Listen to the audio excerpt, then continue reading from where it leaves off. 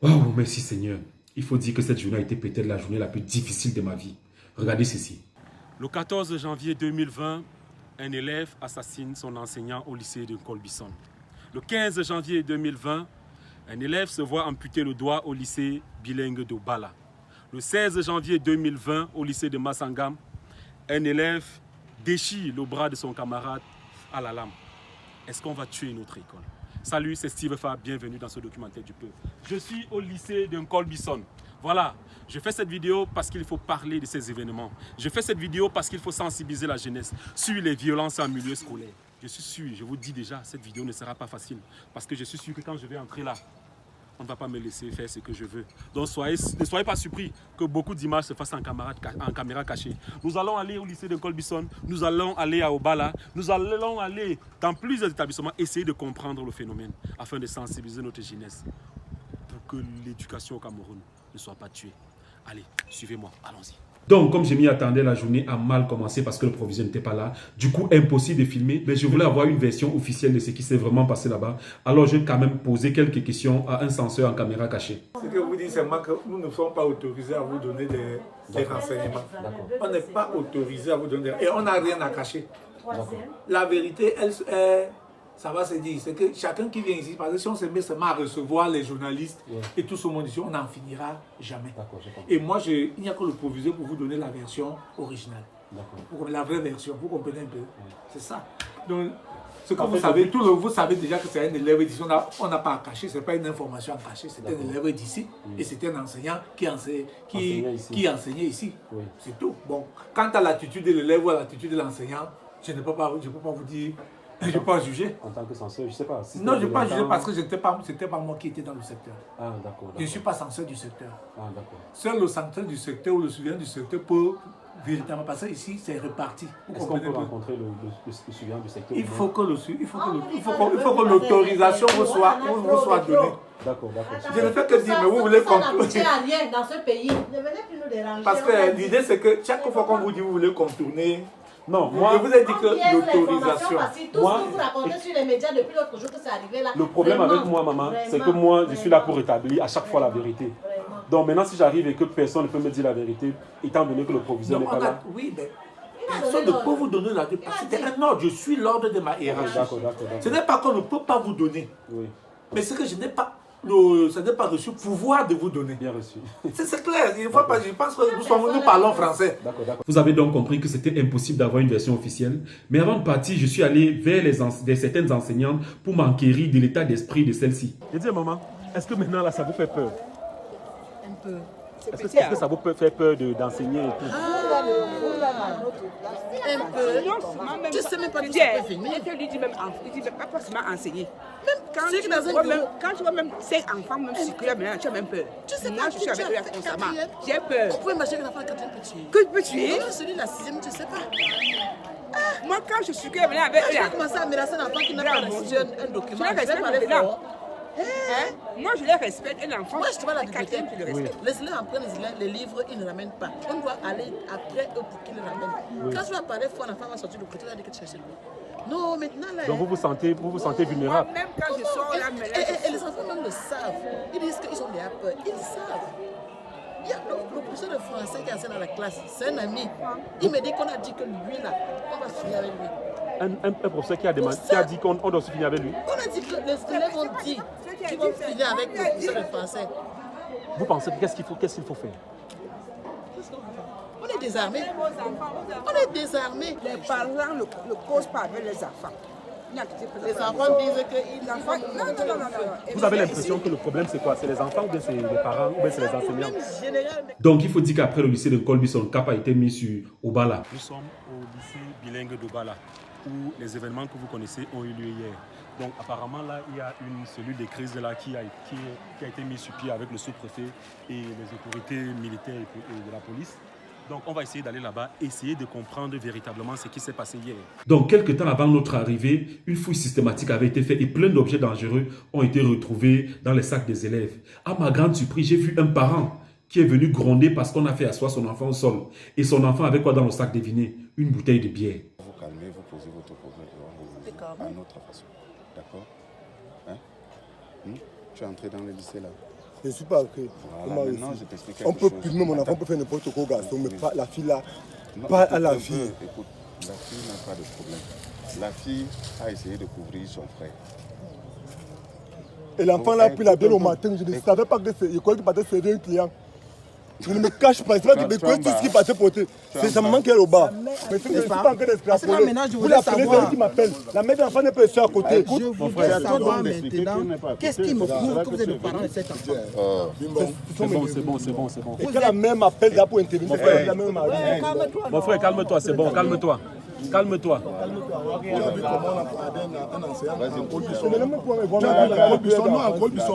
C'est que peut-être qu'il ne comprend pas ce qui est en train de se passer partout au pays. Vous n'aidez pas les autorités. Vous n'aidez pas les autorités en faisant ça.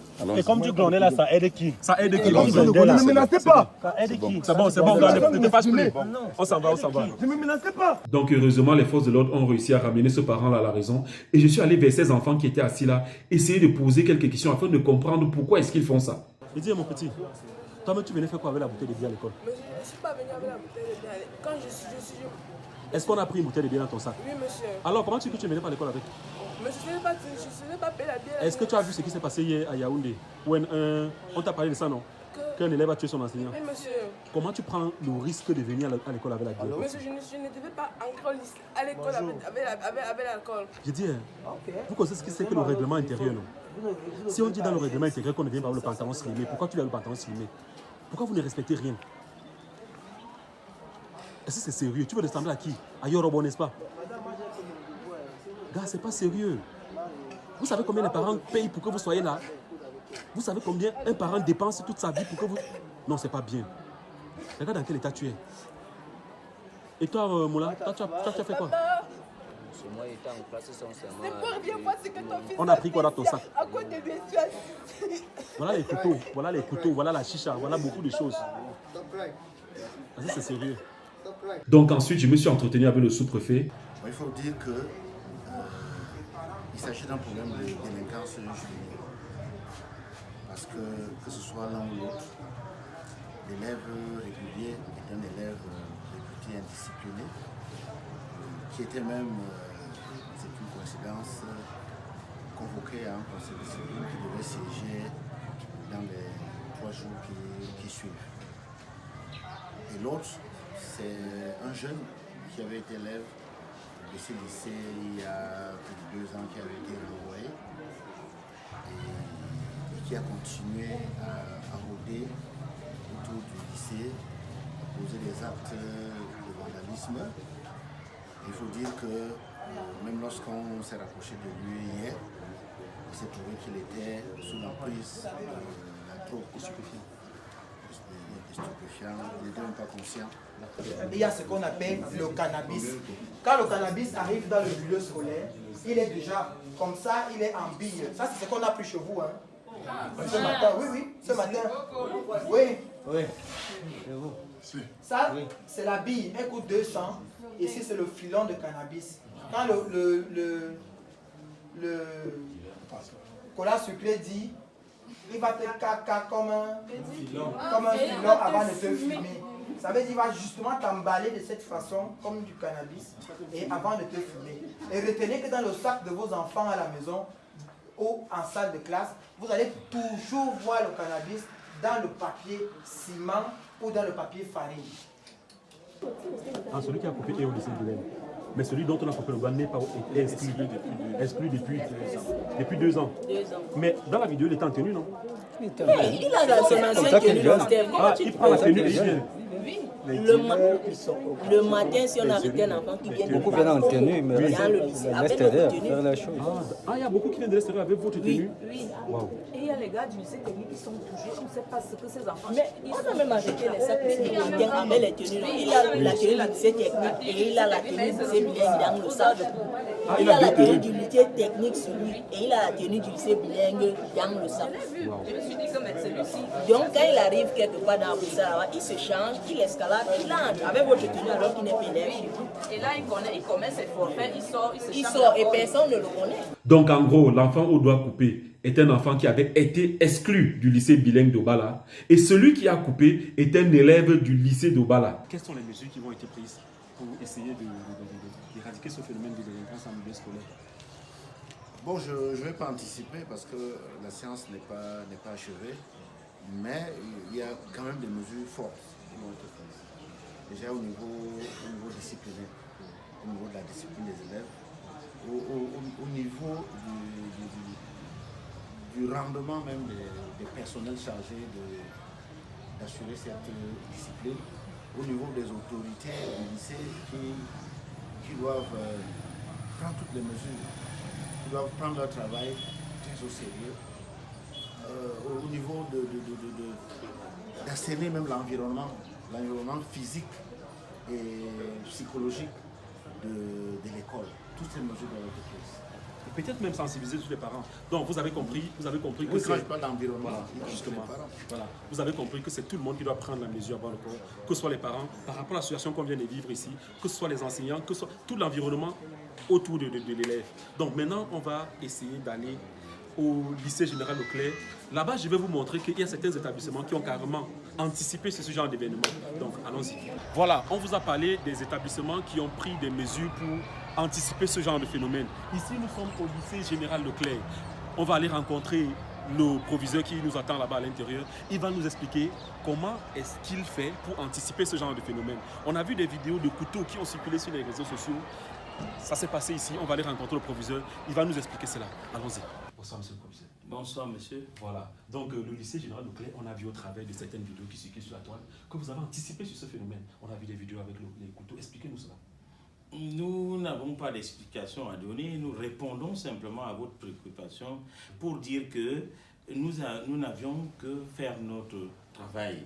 C'est-à-dire qu'en exerçant nos fonctions suivant les règles de l'art. C'est pour cela que depuis la rentrée, nous avions trouvé qu'il était nécessaire de procéder au lycée Général Leclerc à la prise en main des élèves au quotidien. Je suis au portail moi-même avec les censeurs et les surveillants généraux pour accueillir les élèves. Tous les matins. L'objectif, tous les matins. L'objectif ici, c'est d'enrayer le phénomène de retard, de flânerie et de déperdition scolaire pour inculquer aux apprenants à nous confier la notion de ponctualité et d'assiduité. C'est dans le cadre de cette phase de notre métier que nous avions découvert des poignards dans les sacs de nos élèves. C'est ça que nous avions mis au pilori quand la CRTV est passée nous interviewer. Maintenant, ce que nous avions dénoncé, parce que nous avions été coactifs, semble coïncider avec l'actualité de ce jour. Pour dire que le phénomène est réel, mesdames, messieurs, des encadreurs, des chefs d'établissement devront nous serrer les coudes pour y remédier. Bonjour les amis. Merci beaucoup. Voilà, qui me connaît? Je m'appelle comment? Voilà. Vous savez pourquoi ici je bouge avec monsieur le proviseur? Parce que j'ai des élèves comme vous et il y a une situation qui est en train de me querer. Vous avez vu comme moi des images sur les réseaux sociaux, à la télé. Qu'est-ce qui s'est passé à Colbison? Qu'est-ce qui s'est passé au lycée de Colbison? Vas-y. Voilà, le poignard. Qu'est-ce qui s'est passé au bas là? On a coupé la main. Voilà. Dites-moi un peu. Est-ce qu'on va tuer l'école au Cameroun? Voilà. Monsieur le proviseur, je parlais avec lui tout à l'heure et il m'a parlé de toutes les mesures qu'on prend pour sécuriser cette école. Est-ce que vous, dans vos têtes là, est-ce que vous prenez ça à sa juste valeur, ce qu'on fait là, pour que justement vous ne vous retrouvez pas dans la situation là? Parce que rendez-vous compte, celui qui a poignardé là, vous savez que ça vient finir comme ça, non? Est-ce que des actes comme ça vont nous empêcher de rêver? Je suis sûr que parmi vous, tout le monde veut être médecin, je ne sais pas, enseignant, machin. Est-ce que ce genre d'acte va sceller notre vie pour de bon comme ça? Moi, je ne veux pas trop parler, hein. Vous avez vu. Et vous savez à quoi ça va nous mener. Les histoires on parle des passeurs qui passent le chanvre et tout. Vous fumez le chanvre. Moi, je connais, j'avais des amis qui fument le chanvre comme ça. On blaguait avec les couteaux et tout. Mais dès que tu poignardes quelqu'un, au départ, c'est la blague. Mais après, c'est tout le monde qui t'abandonne. C'est ta vie qui est foutue comme ça. Moi, je suis juste venu vous dire ça. J'ai choisi cette classe parce que vous êtes d'abord très beau et bel. Applaudissez pour vous. Et en plus de cela, non, vraiment, il ne faut pas que je quitte de chez moi. Personne ne me paye pour être là. Je vais vous parler parce que ça me fait mal. J'aurais mal si j'apprends qu'un élève du lycée Leclerc se retrouve en prison pour la vie. Parce qu'il a blagué avec un poignard, parce qu'il a fumé. Et pour ça, vraiment, pour vous parler, j'ai appelé quelqu'un. Pour vous montrer que je suis sérieux, pour vous montrer que je suis un bon grand frère. Je suis venu avec quelqu'un qui va vous dire un mot. Grand Barab!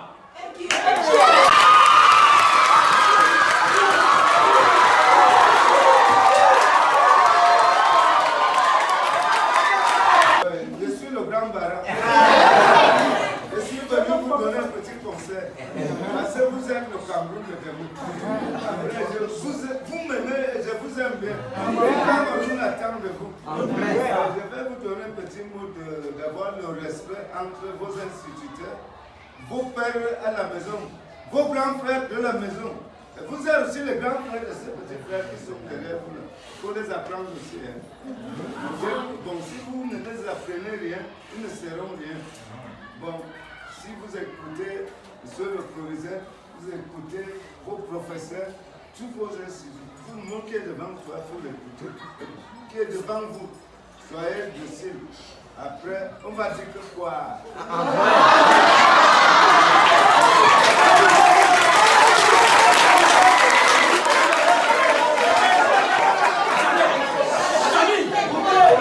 Les amis, je suis venu ici avec lui parce que je veux que cette journée soit mémorable. Je veux désormais que vous, élèves de première, vous soyez des ambassadeurs de la non-violence dans votre école. Est-ce qu'on est d'accord?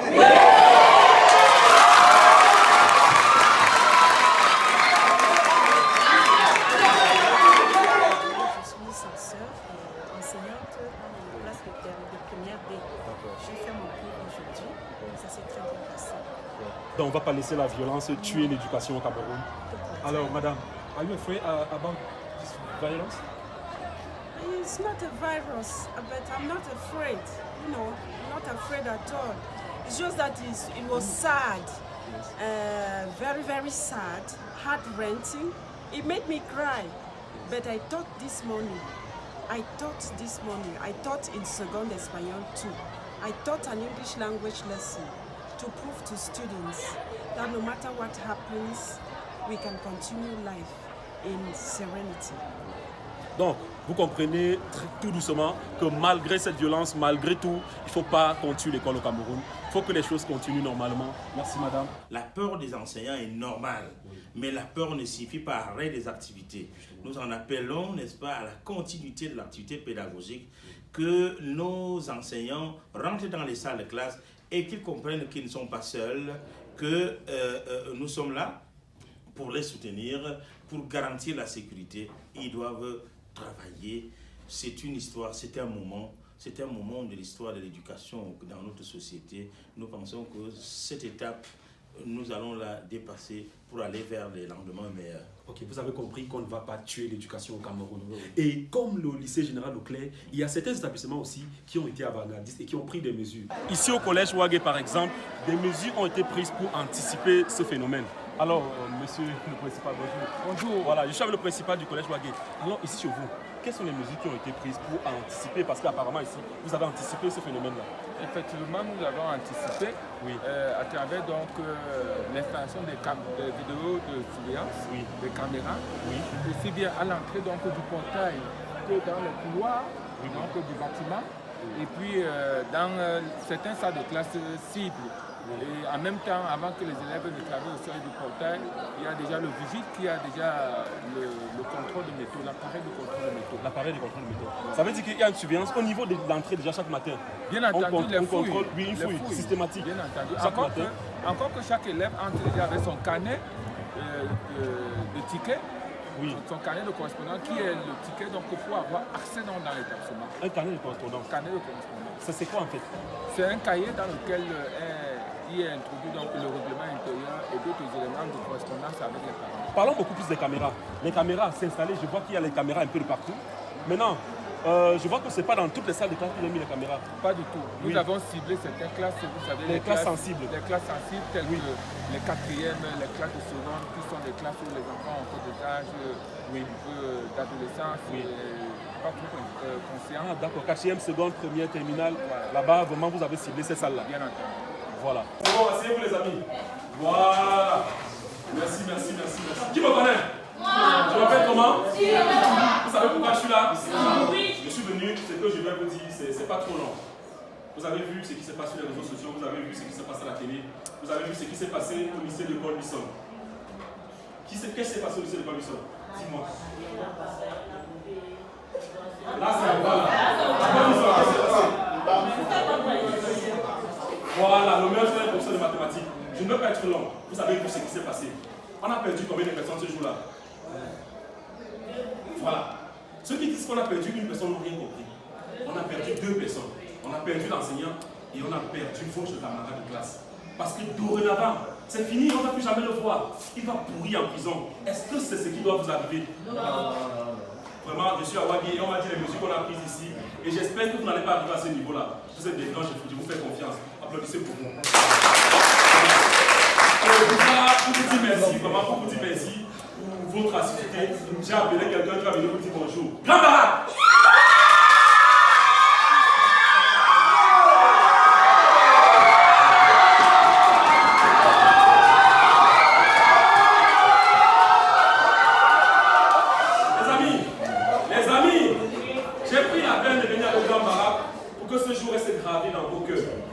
Le jour se demande de vous donner un conseil. C'est un conseil que je vous ai donné.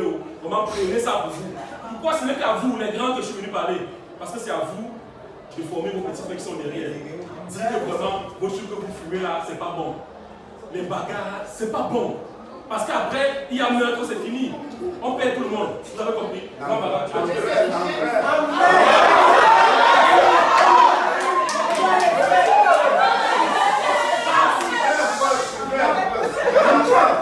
Ouais, bonjour mes élèves. Bonjour.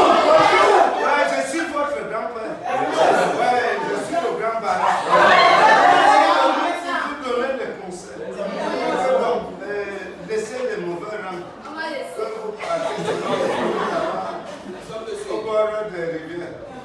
Bon, vous marchez sur les lignes droites. Parce que les lignes suspectes là, ça amène des gens.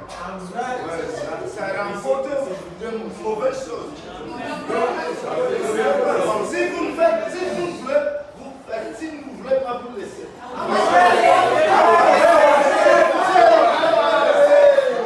Vous n'allez pas avoir les 65 ans que je passe déjà comme ça. En vrai. Il faut respecter.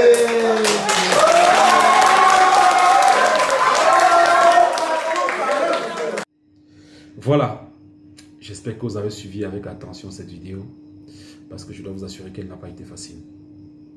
Qui suis-je pour vous dire ce qu'il y a à faire maintenant?